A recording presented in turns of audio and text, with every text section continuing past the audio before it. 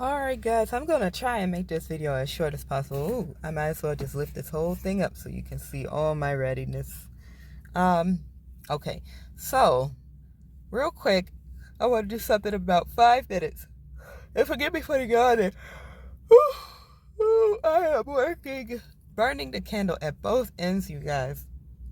What is this about? Oh, this is for you guys because I was there too. But the title is why you shouldn't be using those dating apps, especially you men. Like, why? You already have a negative time on there anyway, compared to the ladies, or so I've heard. So, no, just don't do it.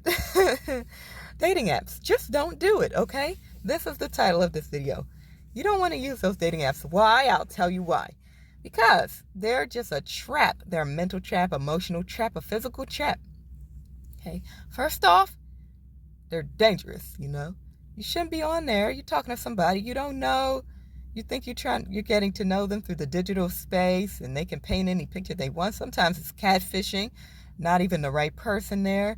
Right, they've got a picture using it, and it's not even them. You never meet up really in person. So what was the point? You're wasting your time on fake and falseness. And then what do you get? You don't get anything. So it's just this empty space. That's all it is. You're just deluding yourself into thinking that you're getting something when you're really not. Okay? So there's the first thing that it what did I say? Catfishing and all that. Okay? Next thing is, it's like, it's a waste of time. It's a waste of time. You're on there, you're checking your phone, trying to see what messages you got. You getting little hearts, ladies. You getting little hearts and things, little likes and crap. And then you're on there checking it, see who like somebody back, send a message, they don't send nothing back. Somebody send a message, you don't send nothing back. It's just a waste of time that you could be using to take the time to improve yourself, work on yourself, care about and love yourself, put yourself first. And, if somebody comes along, they come along. If they don't worry too much about that. Waste of time. Secondly, it's false expectations. You got all these, like I said, you got the catfishing, you got the people in front telling you who they are, what they are, and they could have a long drawn out paragraph or two talking about what they love and what they like and what they do and who they are and all this. Got all these pictures, especially when they got the pictures. You be looking at them like, all these false expectations. Then you finally talk to them and your conversations don't go like you thought, and your experience doesn't go like you thought. Maybe it does. And then you meet them offline and you're like, oh, this doesn't go like I thought it would. And then they trying to hook up again and you're like, no, I don't want to because you're not what I thought you were. And then they try to do, maybe it's on your side. You're like, I want to hook up again. They're like, no, you're not what I thought you were. Or they just ghost you out of nowhere and you just ghost them out of nowhere. Mutual ghosting. So it's not, you have expectations and they're not met. Maybe they're a good, kind person, but they're just not what you thought they were going to be. And you're hurt and you're like, well, my expectations weren't met, blah, blah, blah. Maybe you don't even say this out loud, but it's just like, what is this? Okay. So false expectations. Another thing is, the amount of people that's on there. Sometimes you got different apps, right? Different apps for different, cast of characters, and sometimes you go to different apps and it be the same people on there. It's just a small little pool. You might expand it based off the age, based off the race, based off the interest, based off the anything, And then it's like you have a select group of people, and then there's people that may not want to have you contact them. There's people you don't want contacting you. So it just becomes this little kind of space that's secluded, and you don't have a whole lot of variety of people because you kind of cut off a group of people because you don't want to. And then that limits the amount of people. Now, I'm not saying this like, oh, I've been on the receiving end. I've been the person that has done that. So it's just, you hurt yourself, and it's based off preferences. So if you really don't want a type of person, then that's great. Make those preferences, but also know that you do confine yourself to a certain space. Not every one that you like might be liking you. So you got to think about that. You know, you want more people, you got to have more broader, less specifics and so on. Also, it's so one-dimensional, you know?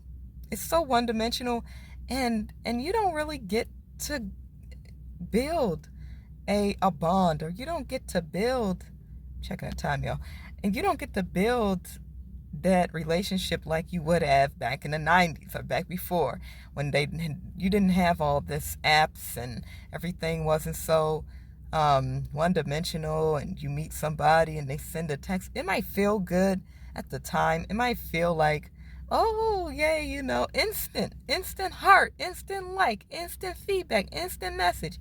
But it's like fast food.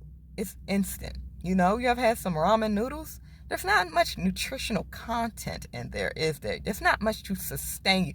It's enough to taste good at the time and real quick, but is it really like a home-cooked meal that took a long time to cook? You got it on the stove, it's cooking, you know? It's getting real good. You got all those vegetables in the meat. You got all those spices and herbs that's going to make it taste good and feel good, and it's going to give you something. You know, it's going to give you that love. It was made with love over time. It took time. That's another thing, okay? So that was the one thing. It's just this instant, just this false, kind of flaky shallowness. And then it's so quick, so instant. It's like,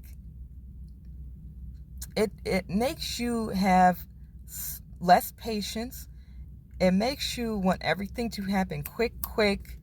You know, you don't have any ability to maintain an actual relationship with anybody, to bond, and that stuff takes time. Like I said, with the analogy with the cooking a pot of food on the stove.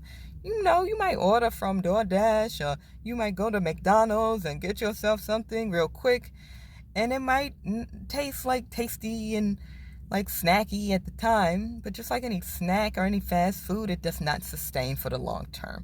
And you might be losing skills that you had, your parents or your grandparents had, to sustain an actual marriage, to have something that lasts. And it also makes you jaded. Like, you're like, I just got with this person yesterday, but I broke up with them 5 hours ago, and then I got with this person the next day, and I broke up with them, and next week I'm with this person.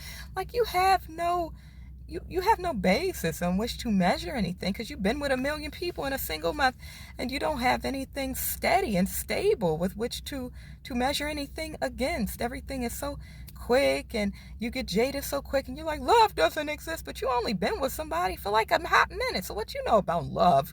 What you know about sustaining anything long term? You don't, because you never been in nothing for longer than a minute. And you're losing valuable skills which the human race has used to nurture and to sustain ourselves for a long time. It's not all about love all the time. It's not all about what you can get. It's about what you can give, what you can assist with, helping other people. It's about what you build over time. It's about the skills that you use. It's about compromise. It's about not always doing what you want to do all the time. You know, it's about loving people and being there for them, being loyal, being committed, being responsible, being respectful. All these things come into being with someone. And then there's the other lie that they tell people, like, oh, once you finally get with somebody, like, even if you get married, even if you're in a relationship, you date, when I get with somebody, oh, that's it, they're going to be with me. You're not always going to be with that person. Some people got to work. Sometimes you're going to spend time you're away from another person. Sometimes you're not always going to be in the same room. Sometimes you're going to be doing different things. You can have different friends. You're going to be in different situations. Sometimes, you know, maybe they have to meet with their sick elderly mother, and they're going to be there for some time, you know. Sometimes you're going to be long distance relationship. Things are going to be happening that you don't want to happen. You're not always going to be together with the person that you're with. So why would you think any different when you're not in a committed relationship? You know, sometimes you're going to be lonely within the relationship. Like, oh, my so-and-so significant other, he had to go back home to deal with this, and he's going to be there for some time. He's going to come back. Maybe you have kids and you have to deal with this, but you're going to feel loneliness then. How do you sustain yourself when you're in a relationship and you feel loneliness, huh? That's another video I have to make. For all of y'all who are thinking that once you get into a relationship, once you get committed, everything's going to be perfect all the time. No, it's not. And even if you know this, oh, I know it's not going to be perfect then. Okay, what do you know? What can you tell me? Are you going to be able to sustain yourself and not be on your phone looking at, well, my SO was not here. I feel lonely. What can I do? Who's here that can make me feel better? No.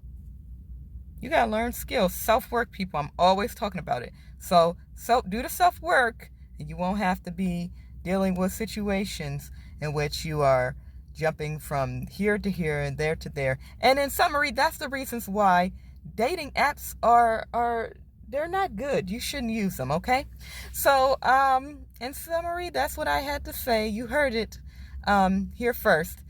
And if you liked, subscribe, hit the notification bell for more. Let me know if you want to hear more topics about dating apps and things like that. I'm very knowledgeable about that because I've been through it all, okay? And what else did I want to say? Oh, yes. As always, y'all, love y'all. And love y'all so much, okay? I truly do. And I truly appreciate y'all for watching these videos. I really do. Thank you for watching. Share with other people. Let them know, about this video. Oh, I just spit, sorry. And as always, I will see you on the next one. Bye-bye.